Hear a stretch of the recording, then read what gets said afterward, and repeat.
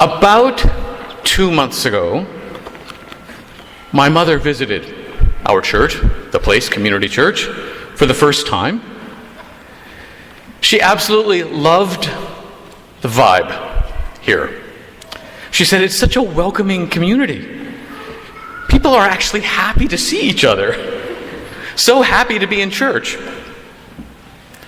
I preached that Sunday, and my mother only had one comment about the sermon. It was a question, actually. Do you think they were with you? I said, I thought they were. She didn't seem convinced.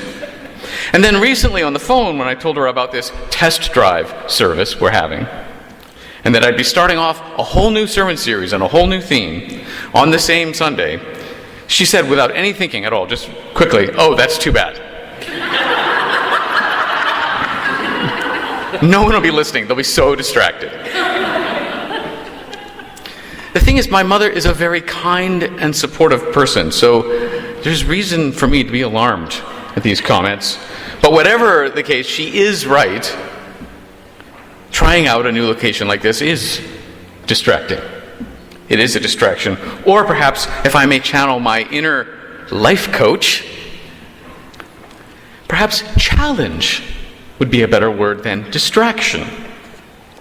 As a church community, it is genuinely challenging to come to terms with the fact that our present growth and our present circumstances in terms of our location mean that we can't just keep repeating what we've been doing in the past.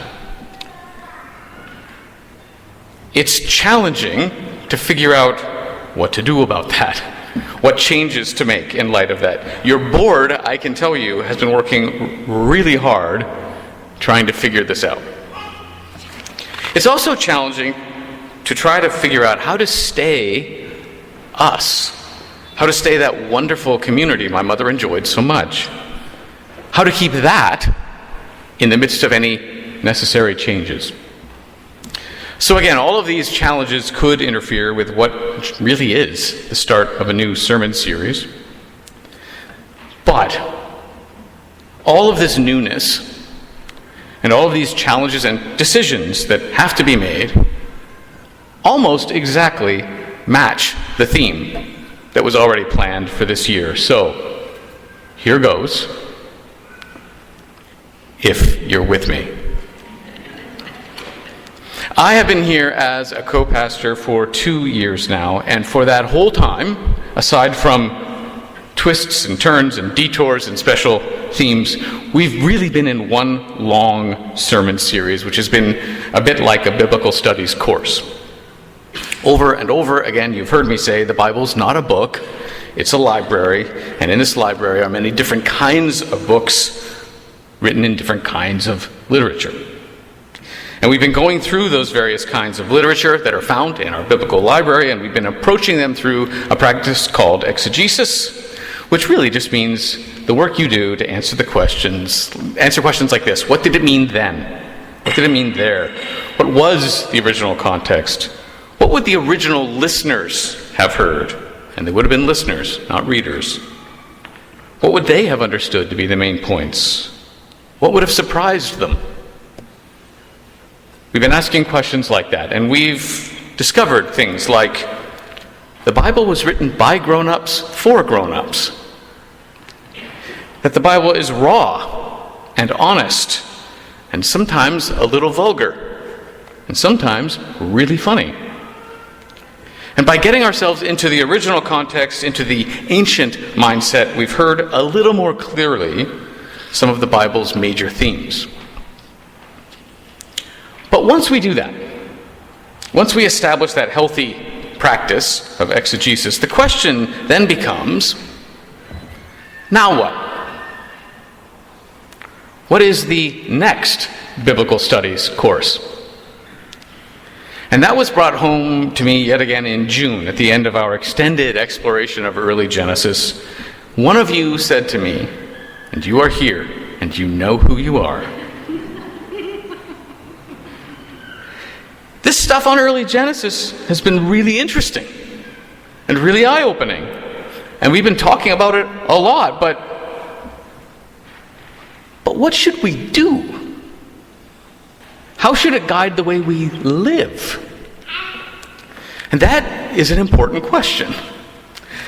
Whether you are a practicing Christian or a Christian curious person, you probably sense that just reading the Bible isn't really enough if reading the Bible is going to do what we think it ought to do.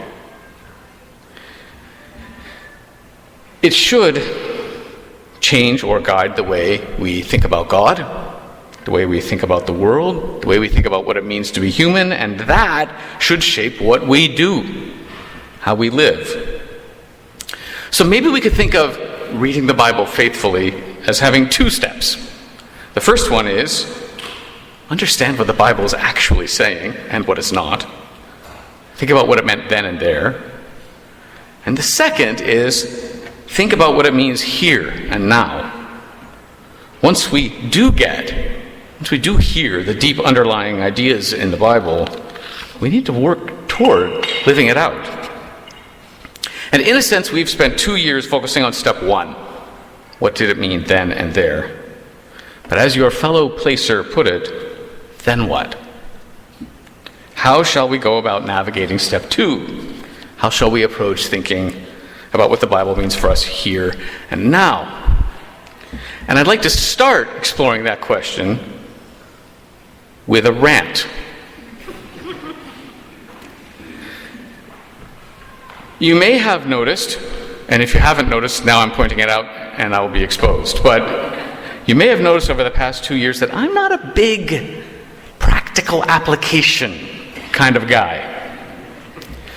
And there's a positive reason for that and a negative reason for that. The positive reason is that perhaps naively, I really do believe that a good exegetical look at the Bible, one that gets into that ancient mindset and hears the deep biblical truths, and those truths sink deeply into our souls, I really believe that when that happens, practical application just sort of naturally flows from our souls into our lives. The negative reason that I avoid practical application is that I have spent a lifetime being annoyed by preachers who do that. Primarily, I think, because they don't do it well. These preachers don't know the details of my life. They don't know the acquaintances and the friends and the family and the colleagues and the strangers who are the neighbors I am called to love as myself.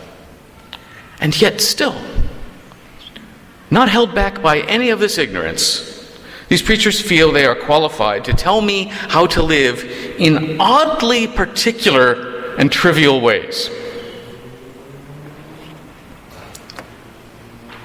God really wants you to smile at 3 strangers this week.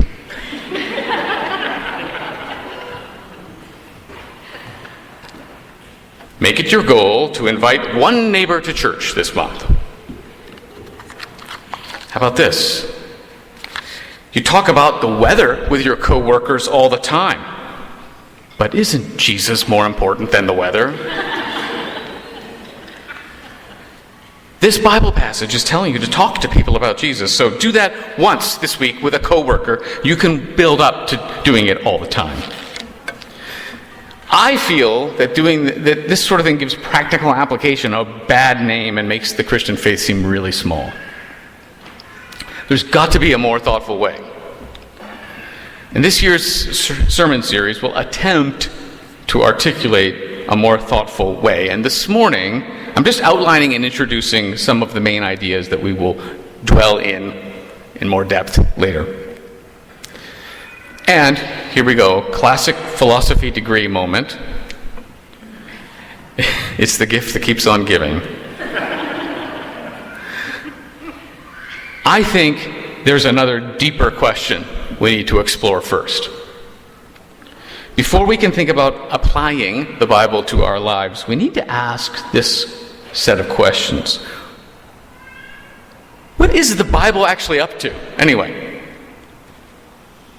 How does it work? How is it supposed to work? How are we meant to approach it? And it seems to me that there are two primary ways of answering these questions. Two general approaches to the Bible and to applying the Bible to our lives. And at this point, I want to be clear, full disclosure, in thinking about and even naming these things, I have been helped and influenced a lot by one particular book. And that is the book by Peter Enns called How the Bible Actually Works. And the subtitle, just on the front cover of the book, is actually maybe as long as a chapter. The subtitle is, "In which I explain how an ancient, ambiguous, and diverse book leads us to wisdom rather than answers, and why that's great news." So, I just want to say now, if you would like to check whether I am fairly presenting Peter Enns' ideas, or if you'd like to look in more detail at his ideas so that you can come to your own conclusions, I highly recommend the book. And again, it's called How the Bible Actually Works. So, the first general way of approaching the Bible is perhaps one that many of us grew up with. We could call it the rule book approach. In this view, the Bible is essentially the operating instructions for being human, for forming communities, for being the people of God. The Bible is our owner's manual, you may have heard. It's a list of rules, and if we just read them and learn them and apply those rules, all will be well. Do you have a question about anything? Look it up in the Bible. Whatever it says there you go. That's your answer. Do that. The rule book approach is more about obeying than about thinking. In the rule book approach, we read the Bible to find answers. Now, I am obviously exaggerating this approach a bit, but I think you recognize the tendency here. We could also call this the magic rulebook approach, because it's often tinged with the sense that the Bible has something like magical powers.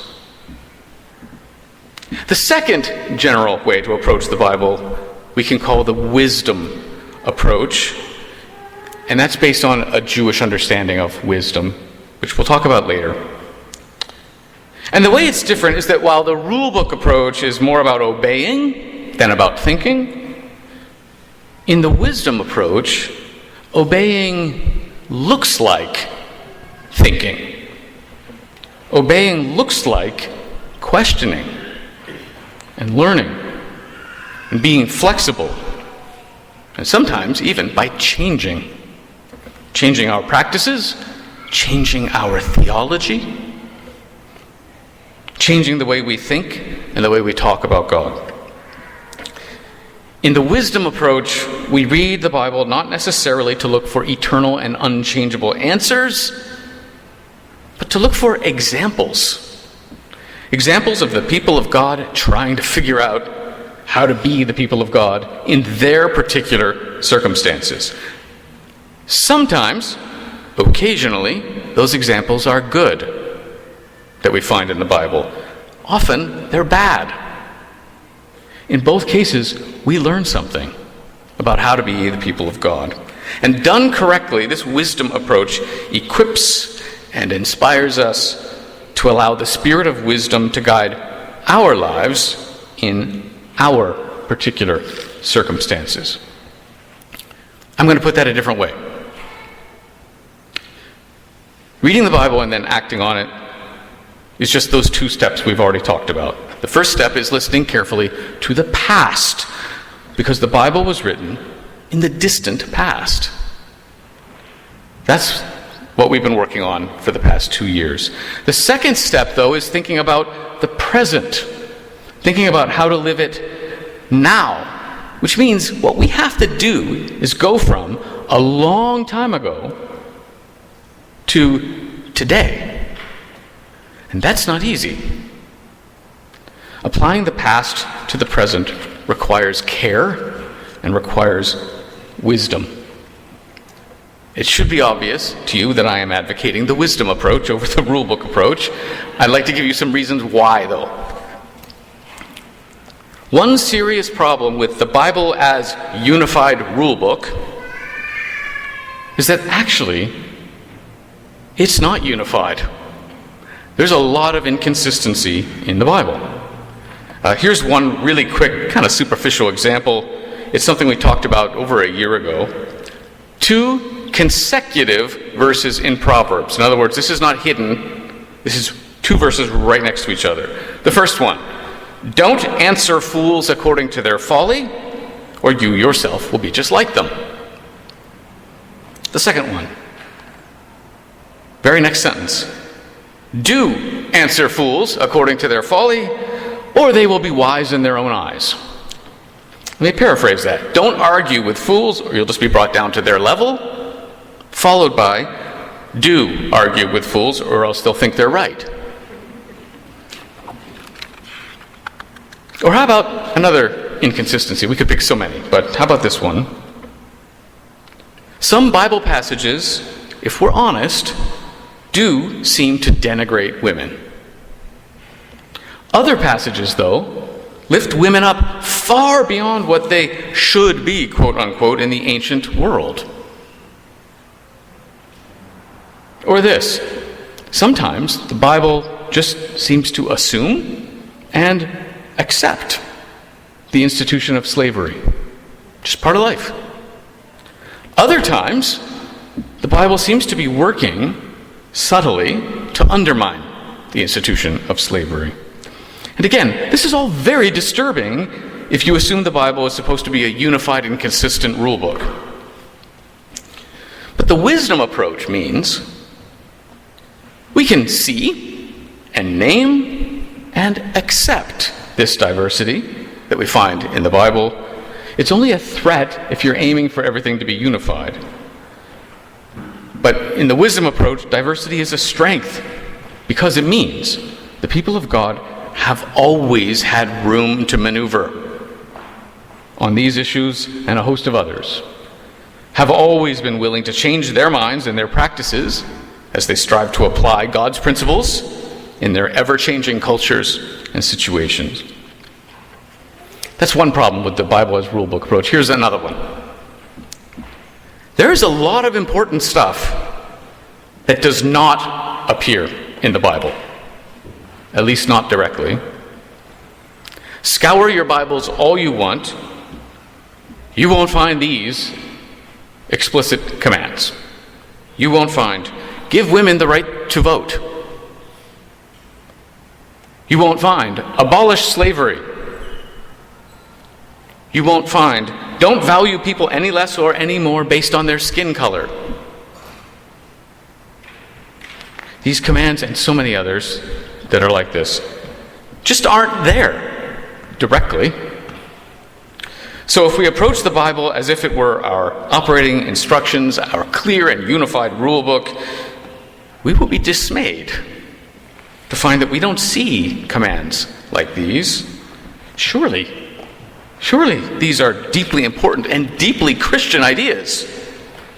But how can we get to them from the rule book? And for that, yet again, we need the wisdom approach. Looking at the past, looking at the ancient context, understanding it, seeing the deep principles of liberation found there, and then thinking about liberation in our present circumstances. Okay, so there's the magic unified rulebook approach, and there's the wisdom approach. I want to tell you an all too common story about those things. I think of this as the troubled about the Bible life cycle. And mostly it does apply to those who have grown up with more conservative backgrounds, conservative settings. So you grow up, here's the story, you grow up in a Bible-believing church, quote unquote. What is assumed in that church, though maybe not stated, is that Bible-believing means we believe that the Bible is an eternal, unified, kind of magic rule book. And that approach is just baked right into your church culture. But then, as you mature, you notice things that those around you in that church just don't seem to see. You notice, for example, that the Bible doesn't work as an eternal unified rule book. There are too many inconsistencies. It's too outdated with rules that can't possibly apply anymore. It's way too brutal, way too often. And if you actually obeyed all the rules in the Bible, you'd be arrested. So you give up on the Bible. And that can look like different things. Maybe you give up on church altogether. Maybe you find another church that doesn't fixate on the Bible quite so much. Maybe you find, rather than a Bible-believing church, a Bible-adjacent church. Maybe you become what I sometimes call a post-Bible Christian, but that's tricky, since as a Christian you are a follower of Jesus, but the only way to know about Jesus is in the Bible, so that's a tension.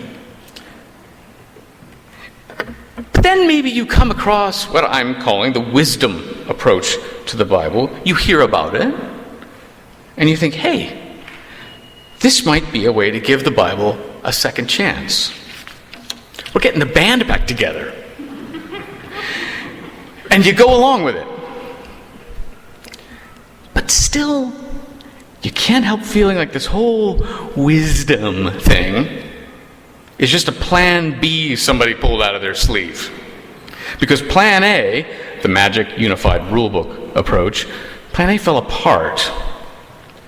So maybe you take on this wisdom approach to look like you're still in a relationship with the Bible.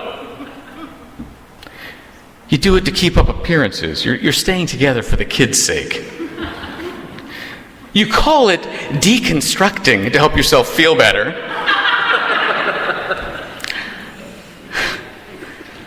But you're really not sure. In response to that,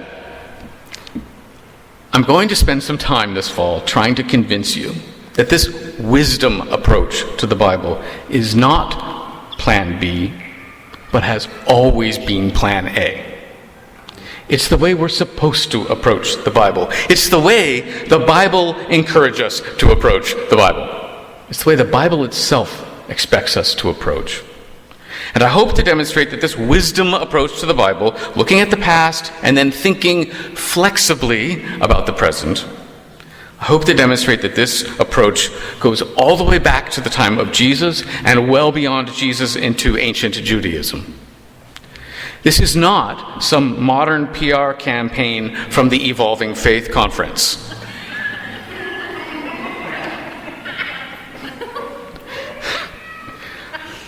The wisdom approach is, I'm going to argue, what the Bible itself models for us if we actually pay attention to it. It's not a step away from the Bible, in other words, but a step toward it. You might be a bit skeptical. That's good. That means you're alive and thinking. But if you don't believe me, how about Gandalf? This logical fallacy is known as appeal to Middle Earth.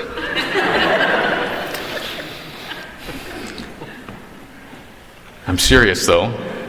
Near the beginning of The Lord of the Rings, wise Gandalf the wizard and humble Frodo the hobbit are having a conversation about big changes in the wider world that affect Frodo, that demand action and decisions from him. But Frodo just wants to be left alone to live his life. He doesn't want to change. I wish this hadn't happened in my time, says Frodo. So do I, says Gandalf, and so do all who live to see such times. But that is not for us to decide. All we have to decide is what to do with the time that is given us. What Gandalf is really trying to say here is that this is how we should think about the Bible.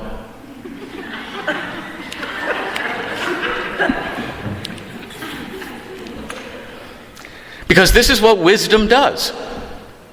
It looks very carefully at the biblical tradition, at the principles being communicated there, and then wisdom decides to do what to do with the time that is given us, with the culture that is given us, with the particular situations and challenges that are given us. And that often involves change. And look at Christianity's history. Religious practices have changed. Laws have changed. Theology has changed. Even the metaphors used for God have changed. No one, for example, in ancient Judaism was saying, God is my co-pilot.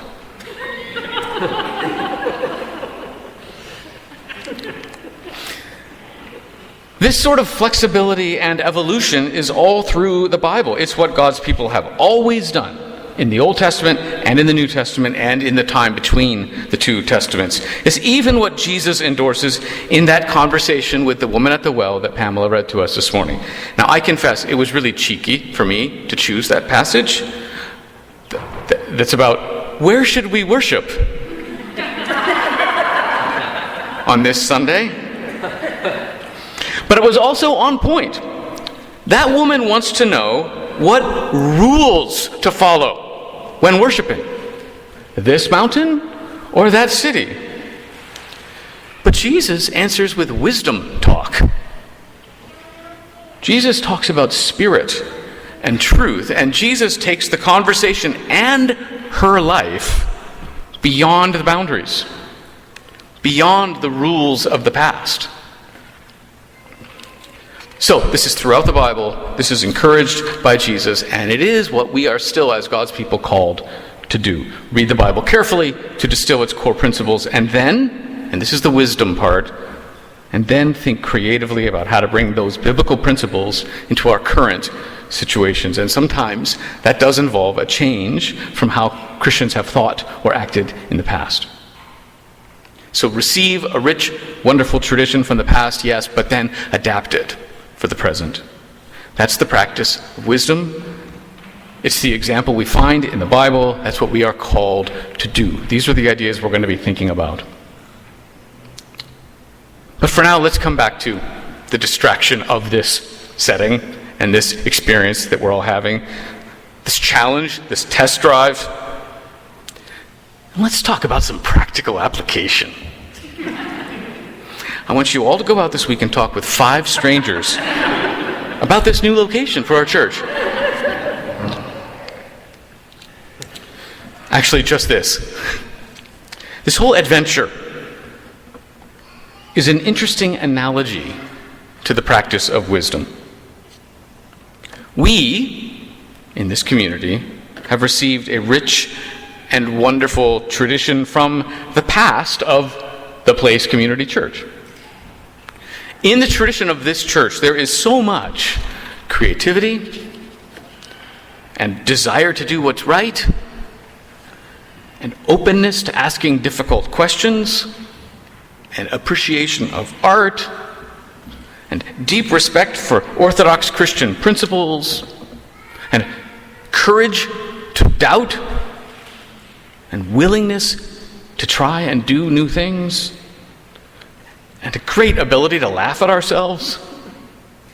And behind all of those things, a gratitude for the overwhelming, never-ending, reckless love of God. More recently, over the past 5 years, this church community has come through the upheaval of a pastor leaving, and then a global pandemic happening, and new staff being hired, and here we are on the other side of that. And we find that the rich and wonderful tradition of the Place Community Church is becoming a meaningful part of more and more people's lives. They're finding a home here. People are responding to that wonderful vibe that my mother perceived. And we've come to the point where a decision has to be made. To repeat what I said at the beginning, it's challenging to come to terms with the fact that our present growth and circumstances mean we just can't keep repeating what we've done in the past. It's challenging to figure out what changes to make. It's challenging to figure out how to stay us in the midst of change. But notice what all of that is. That's the practice of wisdom. We have received a rich and wonderful tradition from the past, and now we need to adapt it for the present. So simply this: may God bless us, may Jesus inspire us, and may the Spirit guide us as we walk this path of wisdom. Amen.